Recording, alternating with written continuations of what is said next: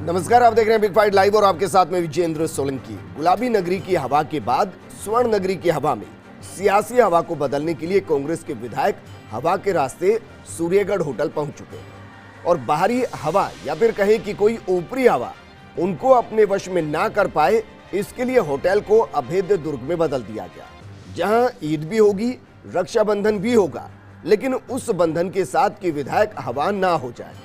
जन्माष्टमी भी सूर्यगढ़ होटल में ही मनाई जाएगी। लेकिन इन सब के बीच में हाईकोर्ट के फैसले को बदलने के लिए पहले विधानसभा अध्यक्ष सीपी जोशी सुप्रीम कोर्ट जा चुके हैं। मुख्य सचेतक महेश जोशी भी सुप्रीम कोर्ट में एसएलपी दायर कर चुके हैं और अब सरकार भी तैयारी कर रही है। ऐसे में सवाल यह है कि सियासी और कानूनी दाव पेचों के बीच क्या डर के आगे जीत है। आज बात इसी मुद्दे पर। पहले वो 15 लाख या 10 करोड़ पहली किस्त है, उसके बाद में फिर 15 करोड़ मिलेंगे। कांग्रेस के बहादुर विधायकों की निष्ठा, पार्टी के प्रति उनके कर्तव्य को न भारतीय जनता पार्टी पहले हिला पाई है, न अब हिला पाएगी। जो दल बदल करे उनके लिए सजा का प्रावधान। कितना भी कोर्ट कचहरी के चक्कर खाएं, ये लोगों को गुमराह करने की साजिश है और कुछ भी नहीं है।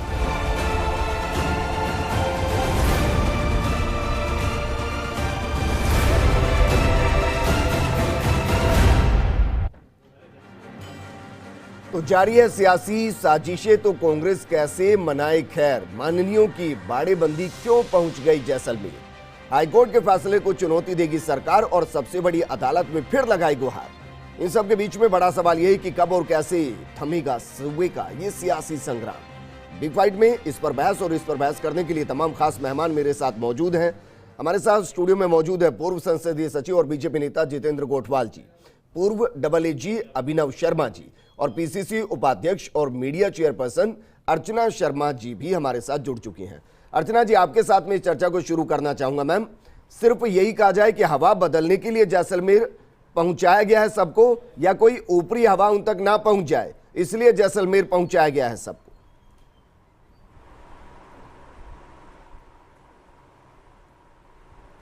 देखिए विजेंद्र जी, हम लोग इस मुद्दे पर कई बार चर्चा कर चुके हैं और ये जो सियासी संकट पैदा हुआ है ये सबके लिए विचारणीय मुद्दा बन गया। अब वो फेमॉन्ट पे रहें या जैसलमेर जाएं, बात तो यही है कि ऐसी परिस्थितियां क्यों निर्मित हो रही हैं। और मुझे लगता है हर व्यक्ति इस चीज़ से उद्वेलित भी है और उसको पीड़ा भी है कि ऐसा क्या है जिसके कारण एक चुनी हुई सरकार को इस तरह के स्टेप्स उठाने पड़ रहे हैं अपने आप को सुरक्षित करवाने के लिए, जनता के जनादेश या लोकतंत्र की रक्षा के लिए जी। और मैं समझती हूँ कि जिस प्रकार के हथकंडे अपनाए जा रहे हैं वो एक तरह से लोकतांत्रिक शुचिता के खिलाफ है और जनता के उस मैंडेट के खिलाफ है जिसने कांग्रेस पार्टी को यहाँ बागडोर दे करके और सुशासन के लिए उस पर विश्वास व्यक्त किया। अब जैसलमेर जाना पड़ रहा है तो ये बात भी सही है कि चेंज का भी एक मुद्दा हो सकता है, लेकिन ये भी समझ लीजिए कि जो लोग सरकार गिनाना चाहते हैं उनके मंसूबे सामने आ चुके हैं जी।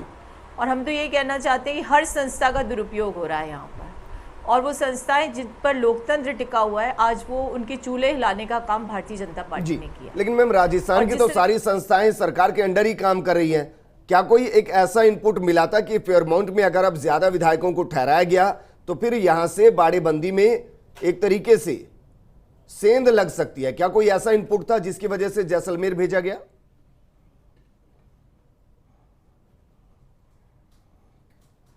देखिए, मैं नहीं समझती हूँ कि जो लोग हमारे साथ हैं, जितने विधायक हमारे साथ हैं, उनकी किसी प्रकार की निष्ठा में कोई कमी है, लेकिन जो व्यक्तिनिष्ठ लोग हैं उनके मंसूबे जो हैं वो बहुत ज़्यादा सार्वजनिक हो चुके हैं जी। और देखिए विजेंद्र जी, मैं आपको जानती हूँ कि आप और आपका प्रतिष्ठित चैनल इस चीज़ को समझता है कि किसी चीज़ में जब कोई व्यक्ति बगावत के सुर अपना लेता है तो उसे कहीं ना कहीं से ऐसे लोगों का प्रश्रय होता है जिनके पास धन बल की असीम संभावनाएं होती हैं, जिनके पास बाहुबल या यूँ कह सकते सत्ता प्रतिष्ठान के दुरुपयोग की असीम शक्तियां हैं जी। तो ऐसे में हमारे मुख्यमंत्री जी ने या ये कह सकते प्रदेश के मुख्यमंत्री जी ने कोविड के लिए नारा दिया था राजस्थान सतर्क है। तो समझ लीजिए कि हम लोकतंत्र के लिए भी सतर्क हैं और सतर्क होने के कारण जनता की भावना के अनुरूप हम अपने इस लोकतंत्र को बचाने के लिए हर स्तर पर प्रयास करें। आप मुझे बताइए कि राज्यपाल महोदय को 3 बार उन्होंने हमारी मुख्यमंत्री जी की रिक्वेस्ट को दरकिनार किया और जब भी दरकिनार किया तो वो प्रश्न दागे जो उनके क्षेत्राधिकार में नहीं आते।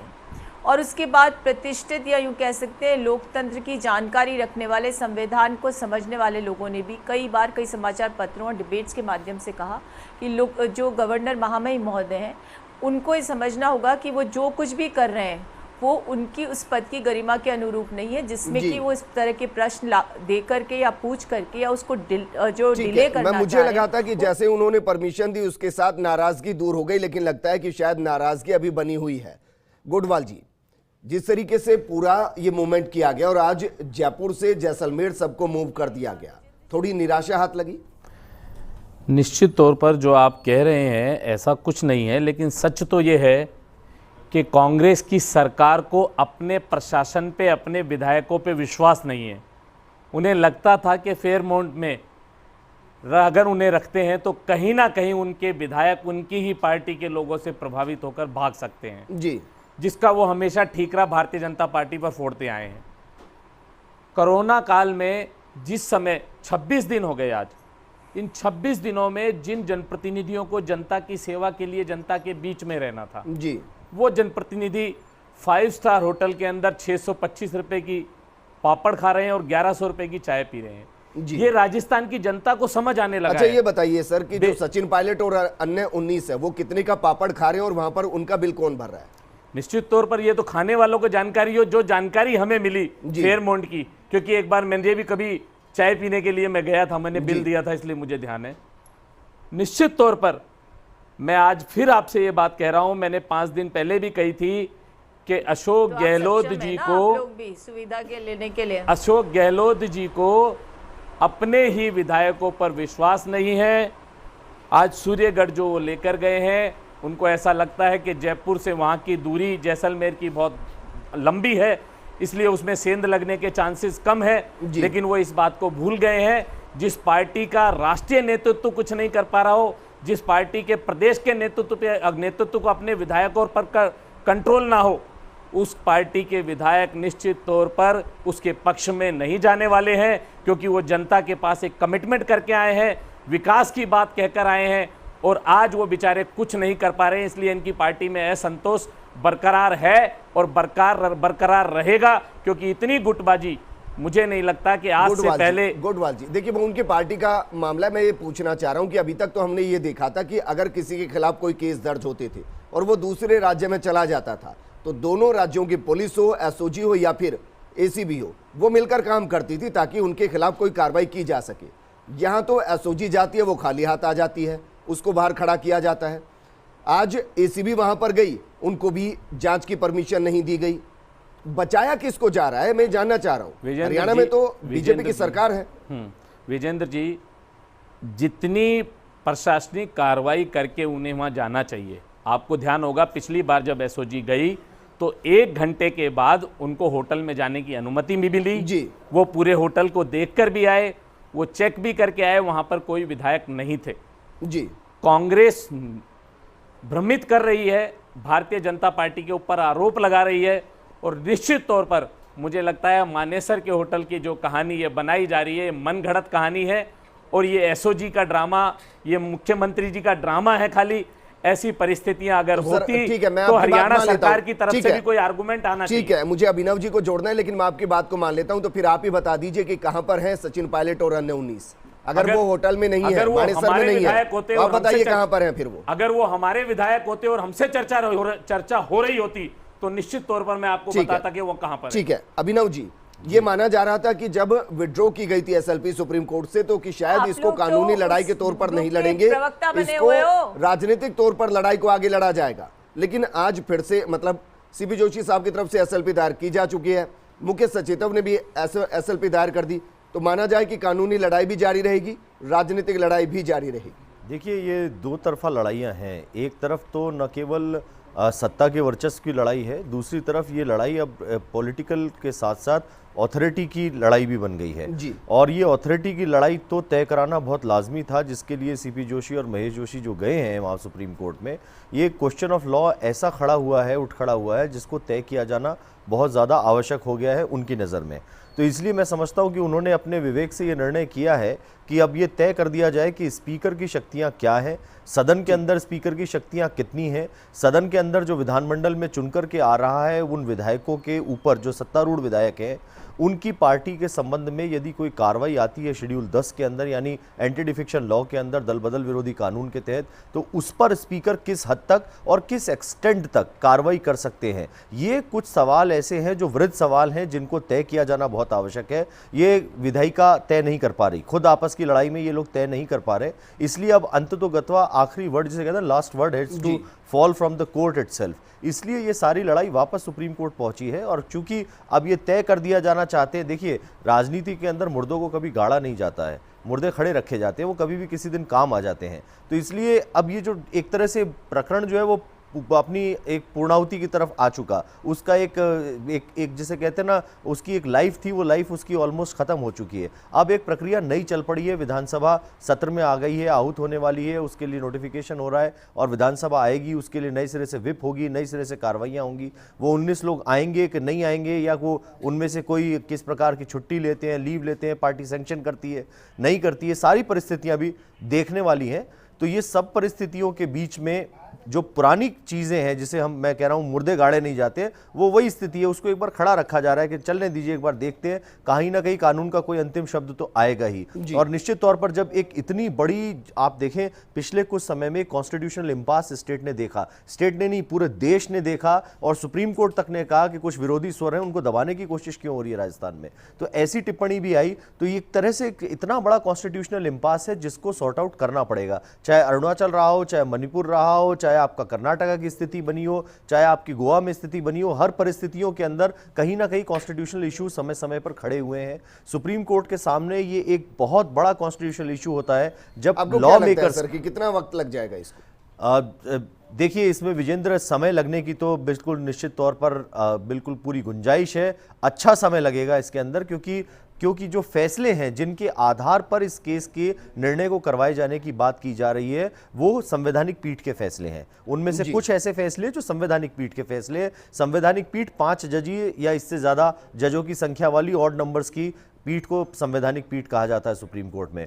तो 5 या इससे ज़्यादा संख्या वाले जजेस का जब फैसला साइट होता है, तो 5 जजेस से ज़्यादा मतलब 7 जजेस की पीठ को बैठना पड़ेगा, जैसे राम मंदिर के मुद्दे में हुआ। ठीक वैसे ही अब जैसे राम मंदिर का मुद्दा तय हुआ, उसी प्रकार से इस मुद्दों के तय होने में समय लगने की आशंका है। लेकिन कोर्ट चाहे तो वर्तमान परिस्थितियों को देखते हुए, जैसे और समय में हुआ कुछ अलग स्टेट्स के अंदर, हमने देखा अरुणाचल में है, मणिपुर है, जहां कोर्ट ने कई तरीके के एक्शन लिए। कहीं पर चीफ मिनिस्टर को ही कहा कि आप नहीं जाएंगे, आपको हटाया जाता है, कुछ विधायकों को वोट करने से रोक दिया, कहीं पर कहा कि आप जाइए और अपना वोट ऑफ कॉन्फिडेंस सीख कीजिए। तो इस प्रकार की सिचुएशन जैसे महाराष्ट्र में हमने देखी, तो ये कोर्ट कभी कभार ऐसी जब बिल्कुल डेडलॉक की पोजीशन आ जाती है, उस वक्त त्वरित आदेश भी दे सकते हैं, जिससे सारी सिचुएशन वाटर डाउन हो जाए और चीजें डेमोक्रेसी में सॉर्ट आउट हो जाए। करूंगा, लेकिन अर्चना शर्मा जी, आप कुछ ऐड ऑन करना चाह रही थी, और इसके साथ सवाल मेरा यह है कि क्या वाकई में मान लेते हैं कि मंत्रिमंडल काम कर रहा है, मान लेते हैं मुख्यमंत्री काम कर रहे हैं, मान लेते हैं कि एक्टिव हैं, लेकिन सच तो इस बीच में यह भी है मैम कि जो विधानसभा के अंदर जो विधायक अपनी विधानसभा में होने चाहिए वो वहां पर नहीं है। पहले वो होटल फेयरमाउंट में थे, अब वो सभी सूर्य होटल के अंदर वहां दिखाई देंगे। क्या कोई एक ऐसी व्यवस्था की जा रही है कि जो मंत्री हैं, कम से कम जो जयपुर के अंदर हैं, उनको एक राजस्थान के दौरे पर निकाल दिया जाए, कम से कम जनता के बीच में संदेश दे दिया जाए कि देखिए मजबूरी है, विधायक इसलिए आपके बीच में नहीं है, हम आ चुके हैं, समस्या बताइए, समाधान हो जाएगा।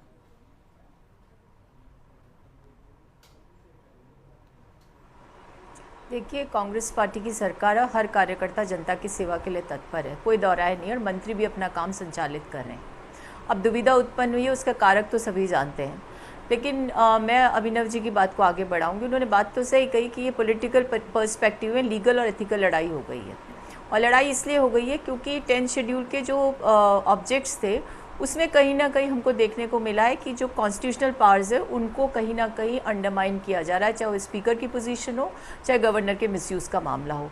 तो ऐसी अवस्था में आप देखिए कि जब कोरोना की हम आड़ लेते हैं तो फिर मध्य प्रदेश में स्पीकर ने जब उस सदन को स्थगित कर दिया तो उसके बाद माननीय उच्चतम न्यायालय ने कहा कि नहीं, फ्लोर टेस्ट होना चाहिए, और 24 घंटे में ये बात हुई। राजस्थान में पूर्ण बहुमत है, लेकिन गवर्नर साहब कहते हैं कि क्या आप फ्लोर टेस्ट करना चाहते हैं? ये उनको अधिकार नहीं है, ये उनकी शपथ के खिलाफ है, क्योंकि उनको एक कॉन्स्टिट्यूशनल एंटिटी माना गया है और उनसे उम्मीद की जाती है कि नॉन पार्टीसन होकर के वो काम करे। लेकिन कहीं ना कहीं उनका जो फसाद था उसके पीछे पार्टीसन एटीट्यूड नजर आया। समस्या आ रही है, वापस मैं आपके साथ जुड़ूंगा, लेकिन गोटवाल जी आपसे सवाल है सर, जब ये माना जा रहा था, मुझे बयान बहुत अच्छे से ध्यान है कि जब रणदीप सुरजेवाला ने कहा था कि अगले 48 घंटे में 3 नेता मानेसर से टूटकर जयपुर आ जाएंगे, ये बीजेपी का मामला नहीं था, लेकिन सतीश पूनिया जी ने बयान दिया था कि अगर वहां से 3 आएंगे तो यहां से 13 जाएंगे। बीजेपी इन्वॉल्वमेंट को तो मना नहीं कर सकती, जबकि मामला कांग्रेस के अंदर का था। अब थोड़ी सी निराशा हाथ लग रही है कि शायद जो 13 यहां से आप पहुंचाना चाह रहे थे वो 13 अब पहुंच चुके हैं जैसलमेर, अब फिर 0 से शुरू करना पड़ेगा अगर उनको मानेसर पहुंचाना है तो। देखिए, जो अध्यक्ष जी ने कहा वो निश्चित तौर पर संभावनाएं थी, जैसी कि कांग्रेस के अंदर फूट है, जिस तरह की गुटबाजी इनके बीच में तैयार हो गई है, निश्चित तौर पर हम इस बात के लिए आज भी कॉन्फिडेंट हैं कि कुछ भी हो, लेकिन अशोक गहलोत जी को पूरा बहुमत नहीं मिलने वाला। उनके अंदर इतनी फूट है, जो उनके साथ उनको 24 घंटे होटल में रहना पड़ रहा है, उनको हर विधायक से पर्सनली बात करनी पड़ रही है। कर देगी फिर परिस्थिति आएगी तब देखेंगे। ये केंद्र का और प्रदेश का विषय, हमारे प्रदेश नेतृत्व और केंद्र नेतृत्व तय करेगा। अगर बीजेपी ये कह रही है कि अशोक गहलोत सरकार बहुमत साबित नहीं कर पाएगी, मतलब सरकार गिराना चाहते हैं, बिल्कुल, तो फिर मैं पूछ रहा हूं कि क्या मैंने कभी नहीं कहा सरकार गिराना चाहता हूं। मैंने ये कहा कि कांग्रेस की ऐसी परिस्थितियां दिख रही है कि बहुमत साबित नहीं हो पाएगा, और अभी भी कह रहा हूं मैं आपसे ये बात।